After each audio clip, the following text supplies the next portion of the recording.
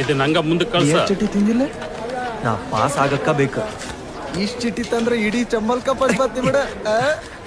ಬರಬ್ಬರ್ ನಡ್ಸಿ. ಕಿವಿ ಕೊಟ್ಟು ಕೇಳ್ರಲೆ ಎಲ್ಲಾರು. ನೀವೆಲ್ಲ ತಂದಿರಲ್ಲ ಚಿಟ್ಟಿ ಅರ್ಧ ಬಿಸಾಕ್ರಿ. ಏನ್ ಹೇಳತ್ತೀರಿ ಸರ? ದನ ಕಾಯಾರ ಚಿಟ್ಟಿ ಮಾಡಕ್ಕೂ ಲಾಯ್ಕಿಲ್ಲ ನೀವು.